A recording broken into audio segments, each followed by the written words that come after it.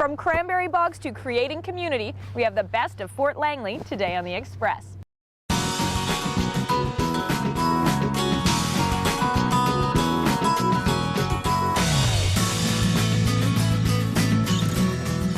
On today's show, the technique that we're using here is reserved especially for harvesting berries used for juice purposes. Cranberry wine from bog to bottle. Pistol shooting sisters. The sisters are off to compete against the best in the world in air pistol. It's important because the fish need to live. Eco-aware elementary kids. Kids are sponges when they're little. They take all of this in. Complex hockey training.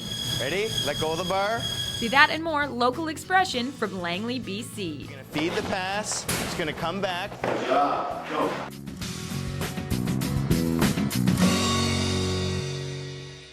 Welcome to the Express. I'm Johanna at the Fort Wine Company. Today's show is all about the interesting people, pours, and places of Fort Langley and Langley, BC. Up first, guns are blazing, along with a little sibling rivalry. Air pistol is done with kind of a glorified BB gun, and it uses compressed air in a small lead pellet, and you do that at 10 meters.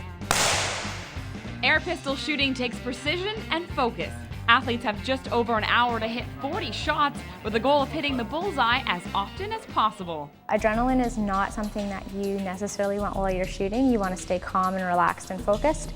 So it does get exciting, and you do get nervous, you do get some of the adrenaline, but you kind of have to weed that out. Langley's Dorothy Ludwig is a 2002 silver medalist, and she's competing again at the Commonwealth Games in India. And one of her fiercest competitors is her sister Linda. My father actually was a 3-time Olympian, and he retired from competitive shooting and started coaching. So he became our coach and kind of mentor. So that's kind of how it started.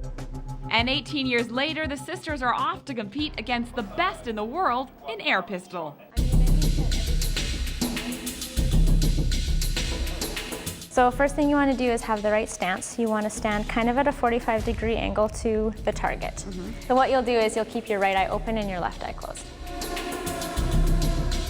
You're going to grab the pistol and lift it up, and then you'll grab one of the lead pellets, and the open side goes towards you.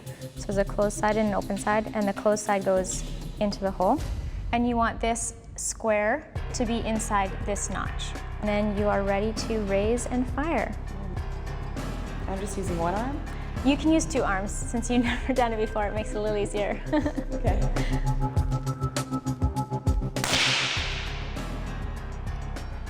Where did it go? That actually went really high. Oh! So like beyond my target? Yeah. Oh, darn. Not a great start, but with some coaching help from Dorothy, I managed to improve. So I've managed to actually hit this. Yes. Very well done. For your first attempt, I'm impressed. It's obvious great coaching runs in the family. Dorothy says she'll be thinking of her favorite coach, her dad, when she competes. He was always encouraging, so no matter what we did or how we placed, that he would always be proud of us. These sharpshooting sisters are 2 great reasons to check out the air pistol event at the Commonwealth Games. I'm Bianca Solterbeck in Langley for the Express.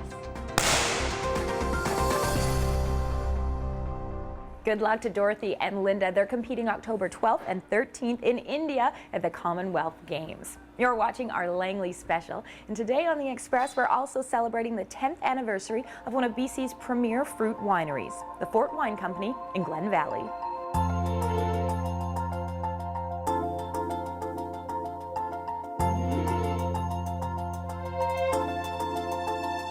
The master, so to speak, is Captain Wade Bach, who's the owner of the winery, and he's a tugboat captain, so although he's often found out on the briny blue, he comes out to help us at Cranberry Festival.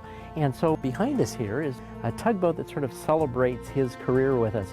Wade started on the river on a towboat, and so on the labels of our cranberry wine, the Mighty Fraser, we have that nice little tugboat.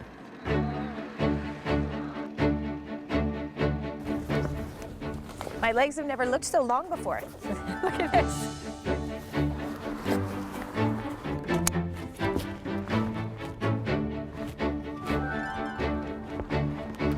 I'm trying to follow your footprints. So how come there are red and white cranberries in the bog? Well, Johanna, the reason that they're both here right now is the white ones are the immature form of the red ones. Early on in the summer, they form little tiny green berries, and then they turn to white, and then they turn to red. So we're just seeing a kind of a mix, juveniles and adults here today. Wonderful. Now, is it always in the water like this, or have you flooded the bog No, specifically actually, to... a lot of folks hold the belief that cranberries live in water, and that's not true. If they were there all year long, they wouldn't be happy. They're a dry land plant. But the technique that we're using here is reserved especially for harvesting berries used for juice purposes. Okay. And that's because we may bruise them a little bit along the way. Are we going to get run over by this beater behind me? So the beater really does push the cranberries all around. It does. It's trying to tickle the cranberries and get them to float up to the top. And as you can see, things have come a long way from the days when we used to do this with a rake. The machine is just sort of shaking the plants in the water, and the berries will volunteer because they're hollow, and they'll float up to the top.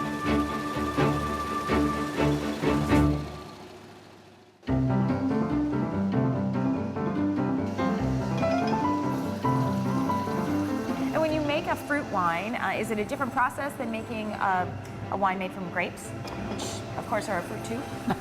Yes, it's strange about that, isn't it? That's kind of a legal definition. Actually, the process is exactly the same. A lot of folks think that fruit wine is something different. No, it's wine. Follows the same technique. When the cranberry industry took a bit of a downturn, we looked for value-added products to make with cranberries. And wine worked out exceptionally well. Came on board just about Thanksgiving time. And you know what? Cranberry wine goes exceptionally well with turkey dinner.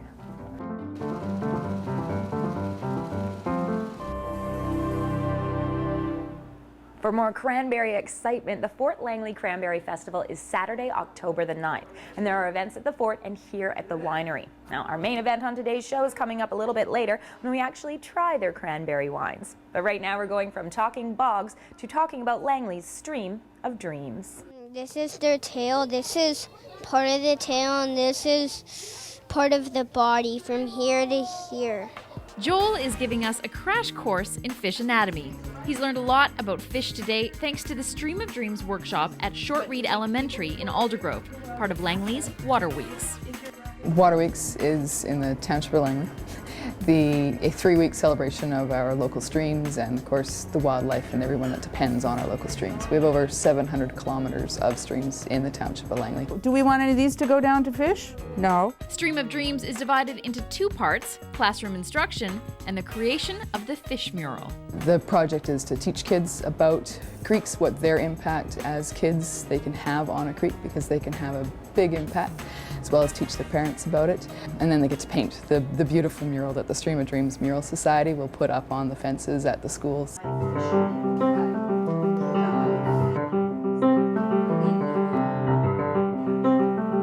And do you know the word we use for home for animals?